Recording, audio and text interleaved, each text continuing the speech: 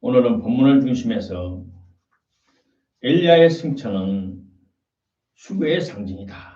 이런 말씀으로 제목으로 은혜를 받고자 합니다. 영원전부터 영원까지 스스로 계신 요 하나님께서는 자신의 생각과 뜻대로 영적인 세계와 물질적인 세계를 창조하시고 관리하시고 계십니다. 이 우주는 얼마나 큰지 천체를 전문으로 연구하는 박사들도 말하기를 우리가 아는 것은 아마 1000분의 1, 만분의 1도 안 될 것이다 라고 말합니다. 나와 같이 평범한 사람은 그들이 말하는 숫자를 몇백만 년, 1초에 얼마를 햇빛 속도로 간다는 말을 들을 때 너무나 커서 감각이 안 됩니다. 다시 말해 하나님께서는 물질 세계도 이와 같이 광대하게 만드셨는데 영적인 세계는 얼마만큼 더 크게 만드셨는지 짐작이 가지 않습니다. 하나님께서 모든 것을 경영하시고 관리하시면서 시간을 정하십니다. 인류 역사가 기록된 6000년 역사를 볼 때마다 교회사를 볼 때마다 하나님께서 어느 때마다 획을 그으셨어요. 때를 정하시고 역사를 하셔요. 성경에도 있어요. 하나님께서 어느 민족이나 국가를 살펴보십니다. 물론 우리 땅에 머리 들고 사는 모든 사람도 마찬가지입니다. 그 민족과 나라의 공의와 정의가 강물과 같이 흐르는가? 이 말은 그 사이의 도덕법과 성문법이 억울한 사람이 없고 정당한 대우를 받고 사는가? 밤에 왕이나 법관들을 원망하는 통곡소리나 탄식하는 과부의 울음소리와 고아들의 비몽소리가 들리지 않는가? 하나님 살펴보십니다. 또 그 사이는 냉혹하게 핍박받는 사람이나 핍박당하는 이방인도 없어야 합니다. 이유 없이 잔인하게 죽임을 당하는 동물이나 육축과 가축도 없어야 합니다. 본문에 봤더니 구약에 등장하는 수많은 사람들 중에 유일하게 하늘로부터 불말과 불술에 한마디로 하나님께서 보내는 큰 황금마차가 와서 사람을 데리고 간 것은 엘리야 선지자가 유일하다는 겁니다. 이것은 뭐냐? 앞으로 주님께서 천사의 나팔과 하늘로부터 나팔로 들릴 때 이 땅에서 휴거받을 백성들 상징하는 구약의 대표적인 말씀입니다. 단 한 사람도 없습니다. 오늘 휴거 직전을 살아가는 저와 여러분은 엘리야의 발자취를 탐구하면서 또 그의 신앙을 발자취를 본받고 그분의 사상과 신앙과 생활을 우리가 본받기를 원합니다. 물론 평범한 저와 여러분보다는 너무 고차원적이어서 그런가 싶지만 그래도 우리가 알아야 됩니다. 흉내라도 내려고 애를 써야 된다 이 말입니다. 첫째로 회립바람으로 데려가고자 하실 때 회립바람은 회오릭바람을 말합니다.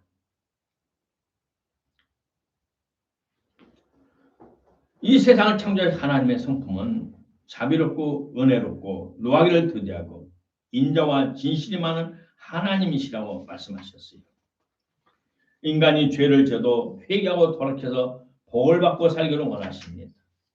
내가 오늘날 천지를 불러서 너에게 증거를 삼노라. 내가 생명과 사망과 복과 저주를 내 앞에 두었은지 너와 내 자손이 살기 위하여 생명을 택하고 하나님을 사랑하고 그 말씀을 순종하고 그를 복종하라. 그리하면 내 생명이 무병장수하고 장수하고 내가 주는 축복을 누리리라. 하나님은 그렇게 약속하셨어요. 하나님은 사랑하는 백성들에게 하나님의 영을 부어주셨고 하나님은 지금도 죄에 빠져 회개한 백성들에게 하나님이 영을 부어주시려고 하나님은 계획하셨고 그 계획을 예수님을 통해서 이루어 주셨어요. 회오릭바람은 성령의 바람입니다. 성경에는 성령님에 대해서 여러 비유로 말씀했습니다. 기록했습니다. 기름, 구름, 비, 강물, 바람, 물 등등 여러 가지로 비유했어요.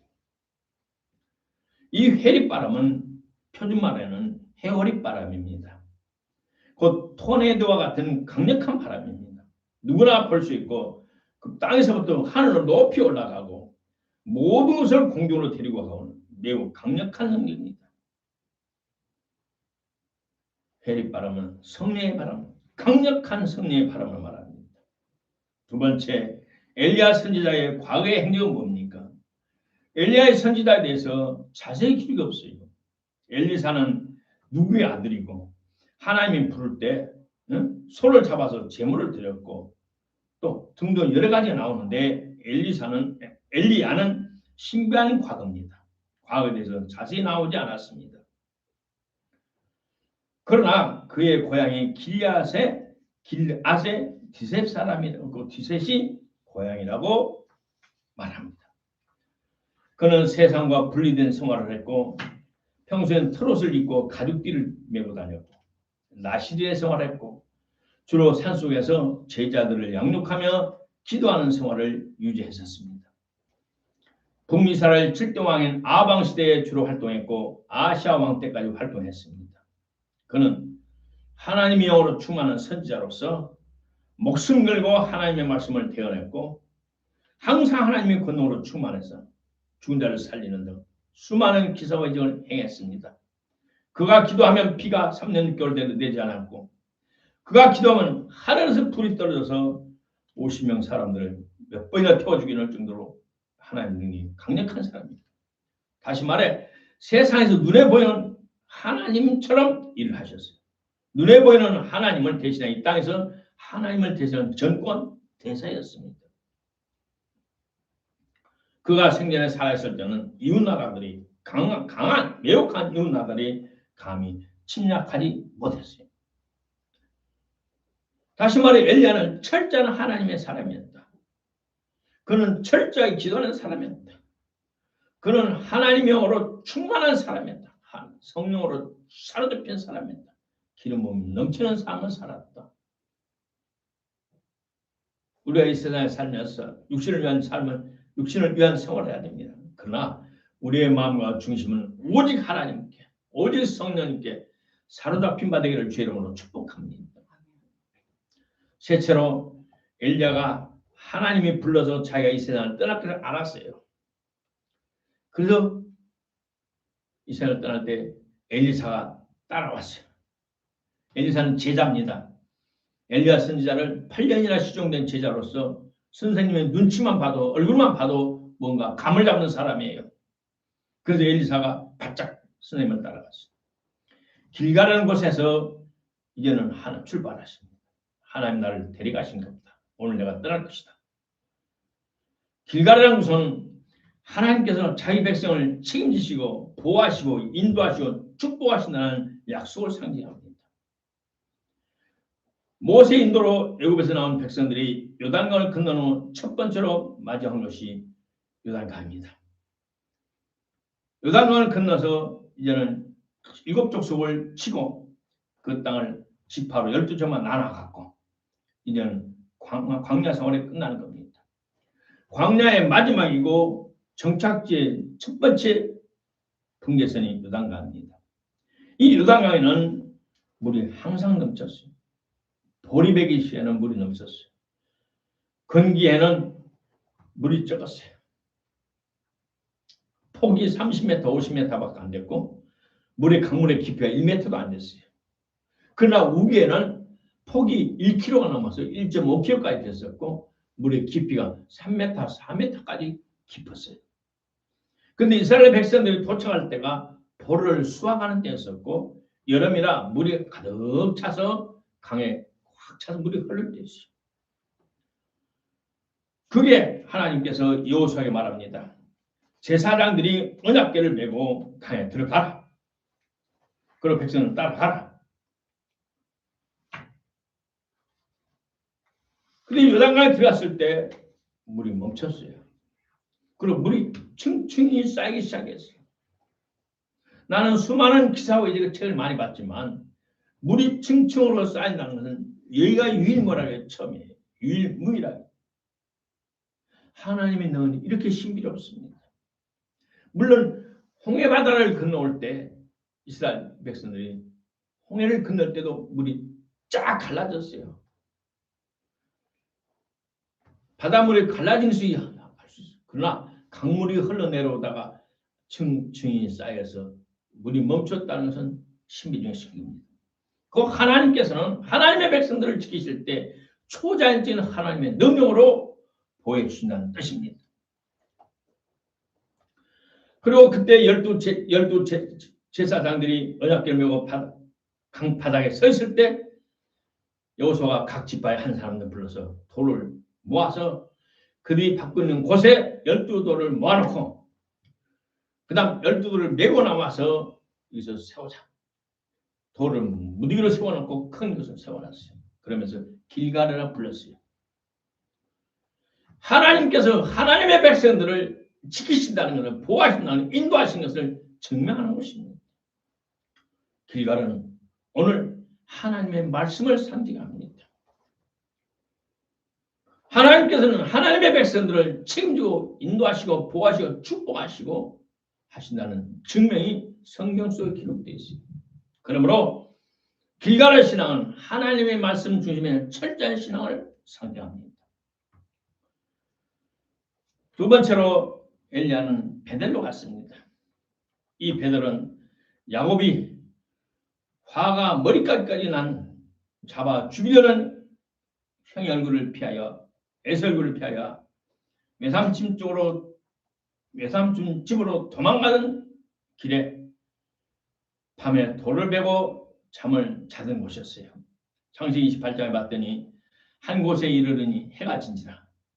거기서 유숙하려고 그곳에 한 돌을 취하여 베개 삼고 누워 잠을 자더니 꿈에 본중 사닥다리가 땅에서부터 섰는데 그 꼭대기가 하늘에 닿았고 사다리가 하늘과 땅 연결했고 하나님의 사자가 그 위에서 오르락내리락 하고 이 자기도 모르게 쳐다봤더니 하나님께서 가라사대 나는 여호와라 내 조부 아브라함의 하나님이요 내 아비 이삭의 하나님이라.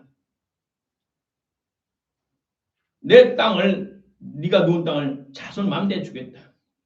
네 자손이 땅에 티끌까지 많을 것이다. 세상 모든 민족의 족속들이 너를 통해 내 자손을 통해 복을 받을 것이다. 내가 너와 함께 있고 내가 어디로 갔는지 너를 지키며 너를 이끌어 이 땅으로 돌아오게 할 것이다. 그럴 때 야곱이 깜짝 놀라서 야 두렵도다. 이곳이 다른 곳이 아니고 하나님의 전이고 하늘의 문이라. 그리고 하늘의 문이고 하나님의 전이다. 그리고 벌떡 일어나서 베개하였던 돌을 기둥으로 세우고 그 위에 기름을 붓고 그 이름을 베델이라 하였더라. 다시 말해 베델은 하나님 나라와 사다리가 연결된 곳입니다.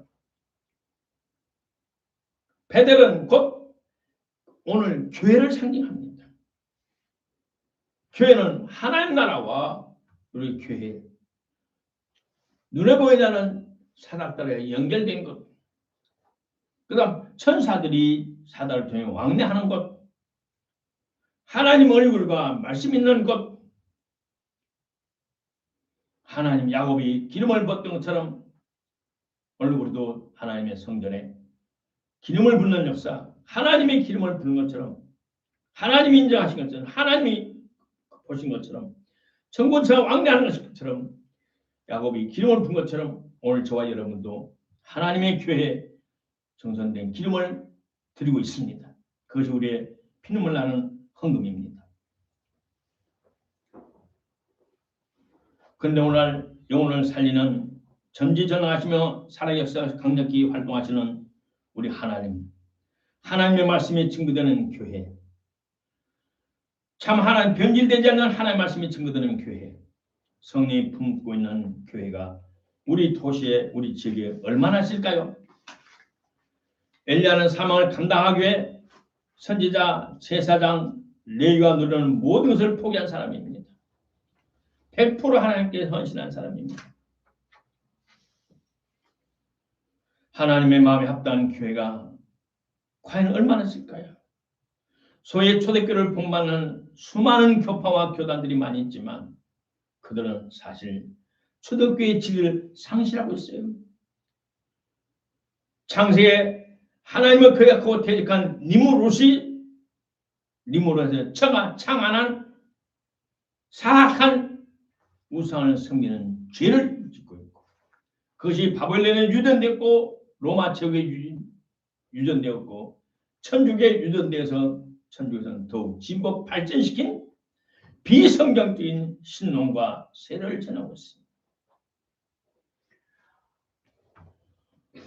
오늘날 하나님 기뻐하시는 교회, 하늘과 땅과 곧 땅의 하나님 하늘과 교회와 연결된 신령한 통로가 있는 교회, 천사가 오르락나르는 교회, 하나님의 눈길과 하나님의 말씀이 하늘로부터 저되는 교회가 얼마나 있을까요? 가슴이 아픕니다. 다섯째, 여리고 신앙이 있습니다. 엘리사를 데리고 여리고 갔습니다. 여리고는 요르단강과 사해가 만나는 오아시스입니다. 여호수아 6장에 보니까 이거는 난공불락의 이중으로 된 성입니다. 누가 감히 이 성을 점령할 수 없었습니다. 이스라엘 백성들이 하나님의 지시를 받아 제사장들을 앞세워 성을 6바퀴를 매일 한 바퀴씩 6일 동안 돌았습니다.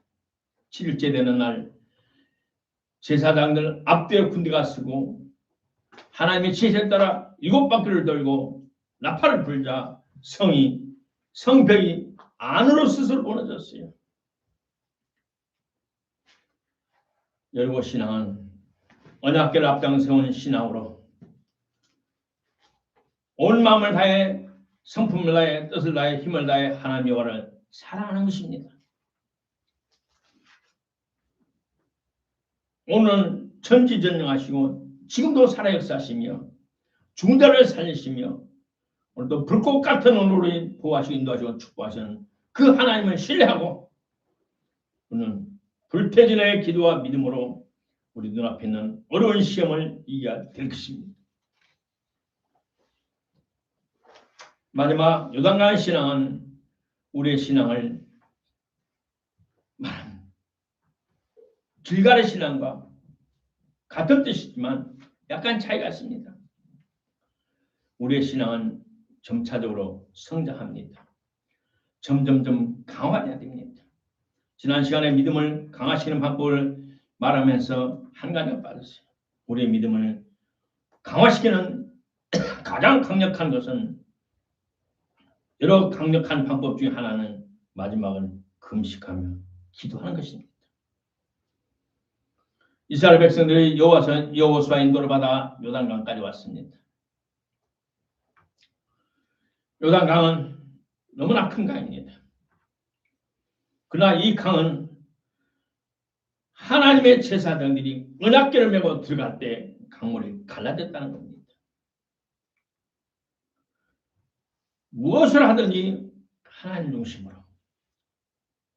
먼저 하나님 나라와 하나님 의를 구하면서 살아갈 때 하나님께서 초자연적인 하나님이 지혜를 주십니다. 지혜는 무엇이냐?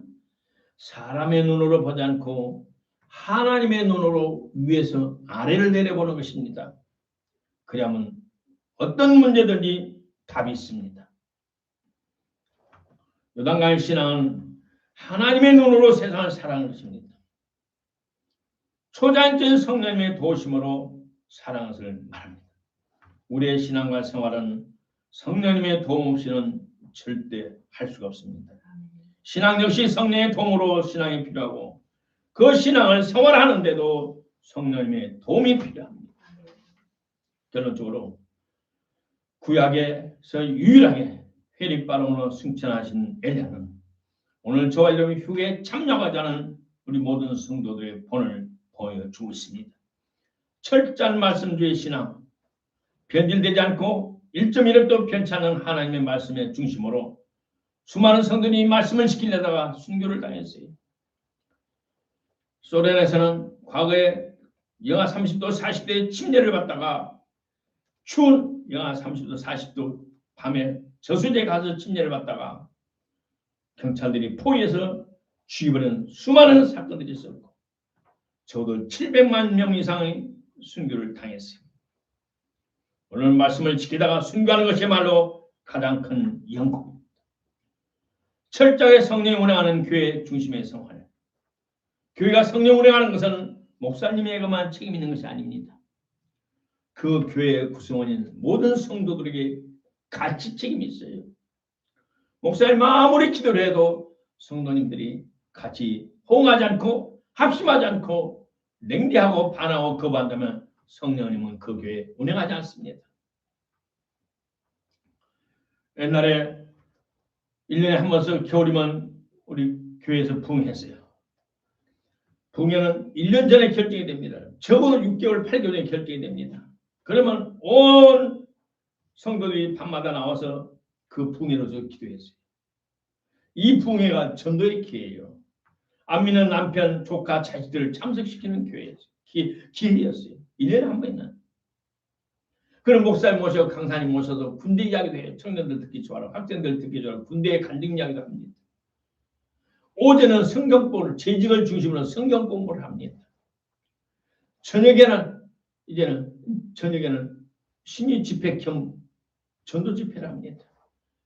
그러면 6개월 내지 1년 동안 준비했던 그 부흥회가 성령이 충만하고 수많은 사람이 찾아와서 회개하고 교회가 부흥되는 역사가 있었어요. 성령 충만한 교회는 목사님만의 책임이 100%가 아니고 그 교회 구성원인 모든 사람이 같이 동참하고 호응하고 같이 마음을 합심하게 기도할 때 성령님 아름답고 멋지게 역사한다는 것을 알아야 돼요. 그리고 검증된 제사장이 앞 연합궤를 메고 하나님의 모든 것을 메고 요단강을 들어갈 때 갈라지고 여리고성이 또 무너졌습니다.